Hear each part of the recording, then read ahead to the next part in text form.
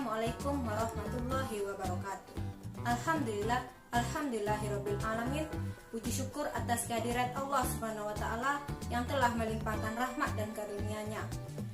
Baiklah, pada saat ini saya dan rekan-rekan saya dapat melakukan praktek konseling, yaitu dengan menggunakan teknik desensitisasi. Saya Zera Tiswara, NIM 1812020014 akan menjelaskan 4 tahap dalam proses konseling. Yang pertama yaitu tahapan pengantaran. Pada tahapan pengantaran ini, seorang konselor akan mengantarkan klien pada proses konseling. Dan dalam proses pengantaran ini, seorang konselor akan mengantarkan klien pada proses konseling, yang mana seorang konselor tidak boleh melihat klien dari sisi manapun. Serta setelah itu seorang konselor akan menjelaskan mengenai pengertian, tujuan, maksud, dan manfaat yang diperoleh setelah melakukan proses konseling. Yang kedua yaitu tahapan penjajakan. Pada tahapan penjajakan ini, seorang konselor akan menjajaki atau menjelajahi masalah yang sedang dihadapi oleh klien, serta mencari informasi atau masalah yang sedang dihadapi oleh klien tersebut. Setelah itu, seorang konselor akan membahas mengenai perasaan, sikap, perilaku, serta hal-hal yang sedang dihadapi oleh klien tersebut. Ketiga yaitu tahapan penafsiran. Pada tahapan penafsiran ini, seorang konselor akan menafsirkan dan mencari-cari informasi tentang masalah klien tersebut. Setelah dapat masalah tersebut, maka seorang konselor akan menyimpulkan serta menentukan teknik mana yang tepat untuk melakukan proses konseling terhadap masalah klien tersebut.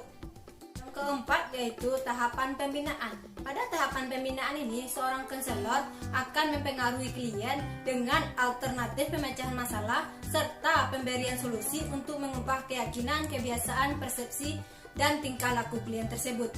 Nah, penjelasan selanjutnya tentang pengertian teknik desensitisasi akan dijelaskan oleh rekan saya.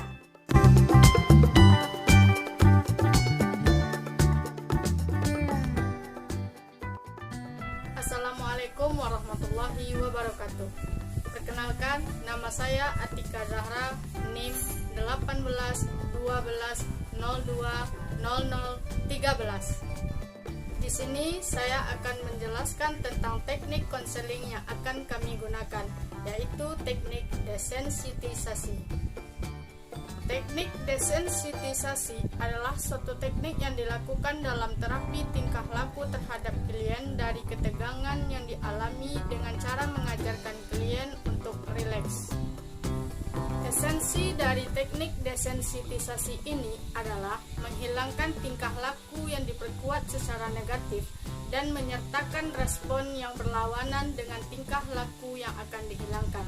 Jadi, dapat kita simpulkan bahwa teknik dari desensitisasi ini adalah teknik relaksasi yang digunakan untuk menghapuskan tingkah laku yang diperkuat secara negatif, biasanya merupakan kecemasan, dan ia menyertakan respon yang berlawanan dengan tingkah laku yang akan dihilangkan. Selanjutnya, kita masuk kepada fungsi teknik desensitisasi. Adapun fungsi dari teknik ini, yang pertama, bermaksud mengajarkan klien untuk memberikan respon yang tidak konsisten terhadap kecemasan yang dialami klien tersebut. Kedua, mengurangi sensitivitas emosional yang berkaitan dengan kelainan pribadi atau masalah sosial. Yang ketiga, teknik desensitisasi ini pada umumnya digunakan pada klien yang mengalami gangguan kecemasan. Akan tetapi, dapat juga dilakukan untuk mengurangi rasa kemarahan, mengatasi situasi sedih, dan berbagai rasa takut serta masalah sosial.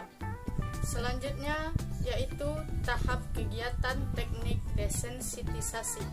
Dalam proses konseling dengan teknik desensitisasi ini, konselor harus menerima klien dengan hangat tanpa melihat klien dari sisi apapun. Setelah itu, klien dan konselor harus bekerja sama dalam mengentaskan permasalahan yang dihadapi oleh klien tersebut. Dengan teknik desensitisasi ini, klien harus menuliskan berbagai rasa kecemasan atau rasa ketakutan yang dialaminya dan disinilah konselor dan klien harus menyusun secara hierarki. Setelah itu, konselor harus melatih klien untuk harus bisa rileks, seperti mengajak klien untuk menutup matanya dan menganjurkan klien untuk duduk dengan senyaman mungkin.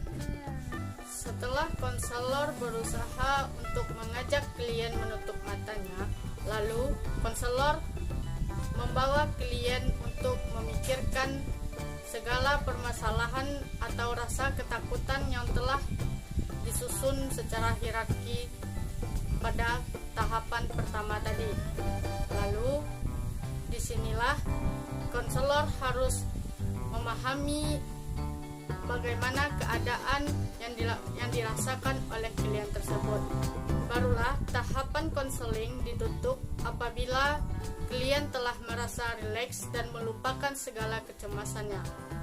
Terakhir yaitu permasalahan yang dapat dibantu dengan teknik desensitisasi ini, yaitu rasa kecemasan dan ketakutan yang berlebihan, seperti takut terhadap binatang buas, takut terhadap ketinggian, takut terhadap makhluk gaib, dan lain-lainnya. Baik, sekian dari saya. Itulah penjelasan tentang teknik desensitisasi. Penjelasan selanjutnya akan dilanjutkan oleh rekan saya. Terima kasih.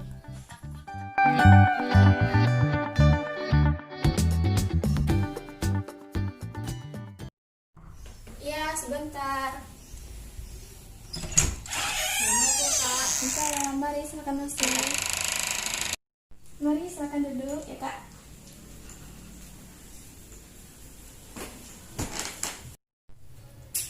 Ada maksud apa saudara kemari? Saya ingin berkonsultasi dengan kakak. Melakukan proses konseling. Oh, jadi gitu. Dari mana saudara mengetahui kalau di sini bisa melakukan proses konseling? Saya mengetahuinya dari teman saya, Kak, karena saya memiliki semacam gangguan kecemasan gitu. Oh gitu. Baiklah, sebelum kita lanjutkan, ada baiknya kita berkenalan dulu. Silahkan. Baik, Kak, nama saya Dinda Wahyuni, umur 19 tahun. Apa sekarang Dinda bekerja atau sedang kuliah? Sedang kuliah saat ini, Kak. Semangat untuk perkuliahannya. Saya Meta Martin, saya di sini sebagai konselor. Jadi, apa maksud Dinda kemari? Saya ingin berkonsultasi mengenai masalah saya, Kak. Apa sebelumnya Dinda pernah melakukan proses konseling? Belum pernah lagi, Kak. Jadi, Dinda belum mengetahui apa itu konseling? Belum, Kak. Baiklah, saya akan menjelaskan secara sedikit ringkas apa itu konseling. Jadi, konseling itu adalah proses layanan yang diberikan oleh seorang konselor, saya sendiri, kepada Dinda, yaitu sebagai klien. Dan layanan ini bisa diberikan kepada individu ataupun kelompok yang tujuannya untuk mengentaskan permasalahan klien yang mengganggu ketenangan klien sehari-hari. Dan juga klien ini berfungsi untuk mengembalikan kehidupan efektif sehari-hari klien agar berjalan normal seperti biasanya. Apa Dinda dapat memahami? Insya Allah dapat, Kak. Baguslah. Jadi ada permasalahan apa sehingga Dinda ingin melakukan proses konseling? Jadi saya ada masalah rasa takut terhadap ketinggian gitu, Kak. Oh gitu. Sudah berapa lama Dinda merasa takut akan ketinggian itu? Apa ada pengalaman masa lalu atau bagaimana? Mungkin sudah 10 tahun lebih, Kak. Jadi saya pernah ada pengalaman gitu, Kak, saat kelas 5 SD, Kak. Lalu apa yang terjadi pada saat itu? Saya dan keluarga saya kan pergi ke taman hiburan gitu kan, Kak. Nah, di sana ada seluncuran gitu, Kak. Saya kan ingin bermain seluncuran, tapi karena saya ceroboh atau gimana, kaki saya terus keselio gitu loh, Kak, dari atas, jadi jatuhnya ke bawah, jatuh gitu, Kak. Oh, jadi gitu. Terus kan kaki saya tergelincir, terus langsung nangis kan kalau misalnya kita ke 5 SD kan, Kak. Oh, jadi sejak kejadian itu Dinda takut untuk tempat tinggi atau pergi ke tempat yang tinggi gitu? Ya, gak takut, Kak. Dan juga, Kak, saya juga pernah ngalamin mimpi itu, Kak. Mimpi tentang ketinggian? Iya, Kak. Oh, jadi gitu. Jadi gitu, apakah ada hal lain yang menyebabkan Dinda takut akan ketinggian? Hanya itu, Kak. Dan maka dari itu saya kesini ingin meminta solusi dari kakak, Kak, untuk mengatasi rasa takut saya itu. Oh gitu. Jadi setelah mendengarkan cerita dari Dinda, dapat saya pahami kalau Dinda itu menggunakan teknik konseling itu dengan teknik desintisasi. Apakah Dinda bersedia? Bersedia kak, tapi sebelumnya apa itu teknik desensitisasi kak? Oh gitu. Jadi teknik itu menggunakan media, dan media ini Dinda cintai seperti ini. Dinda bikin hal-hal yang membuat Dinda takut akan ketinggian itu, dari yang terendah sampai ketakutan yang tertinggi. Apa Dinda paham? Paham kak. Jadi silakan Dinda bikin di buku ini hal-hal yang membuat Dinda takut sejak kejadian itu. Baik kak. Ya, Dinda bikinnya dari hal terendah yang Dinda takuti, dan juga hal yang tertinggi yang Dinda takuti, yang paling Dinda takuti. Oke, Dinda paham? Paham kak. Hanya ini. Ya kak. Dinda merasa takut ketika naik tangga dan juga berada di gedung tinggi. Baik kak. Baiklah, hanya 2 ini saja. Oke, kita langsung pada prosesnya ya Dinda. Baik kak. Silakan Dinda posisikan dirinya senyaman mungkin di kursi ini. Apa Dinda sudah merasa nyaman? Sudah kak. Sekarang coba Dinda pejamkan mata Dinda, tarik nafasnya dan hembuskan perlahan. Dinda lakukan lagi berulang sampai Dinda merasa tenang. Oke, apa Dinda sudah merasa tenang? Ya kak. Baiklah, sekarang coba Dinda bayangkan kalau seandainya Dinda berdiri di depan sebuah tangga, dan tangga itu terlihat sangat tinggi. Dan Dinda bayangkan kalau Dinda tidak memiliki perasaan takut terhadap tangga tersebut, seolah-olah Dinda tidak memiliki kejadian kelam yang membuat Dinda takut akan tangga dan ketinggian. Dinda memahami? Sudah kak, memahami kak. Dinda bisa membayangkannya? Sudah kak. Baiklah, sekarang seolah-olah Dinda membayangkan kaki Dinda melangkah menaiki tangga tersebut dan tidak ada ketakutan. Seolah-olah tangga tersebut adalah teman Dinda bermain. Dinda dapat membayangkan? Apakah Dinda merasa takut? Sudah gak hilang kak. Dinda terus mendaki sampai menuju tujuan tertinggi. Dinda dapat melakukannya? Baik kak. Oke. Bagaimana perasaan Dinda sekarang? Sudah agak lega kak. Baguslah. Sekarang coba Dinda tenangkan lagi dirinya dengan ambil nafasnya perlahan. Baiklah, sudah merasa tenang. Kita masuk kepada ketakutan Dinda yang kedua, itu Dinda sekarang berada di depan sebuah gedung yang tinggi, dan Dinda sekarang tiba-tiba sudah berada di dalam gedung tertinggi tersebut. Dinda merasa takut? Tidak juga kak. Dinda dapat mengatasinya? Udah kak. Udah. Dinda merasa tenang? Tidak takut lagi? Ya kak. Oke, Dinda dapat membayangkan jika takut itu datang. Dinda membayangkan kalau gedung itu tidak tinggi. Gedung itu adalah gedung terendah. Dinda sudah bisa membayangkannya? Sudah kak. Bagaimana Dinda dapat mengatasi rasa takutnya akan gedung tinggi itu? Insya Allah dapat kak. Oke, baguslah. Sekarang Dinda tenangkan lagi dirinya dan buka matanya perlahan.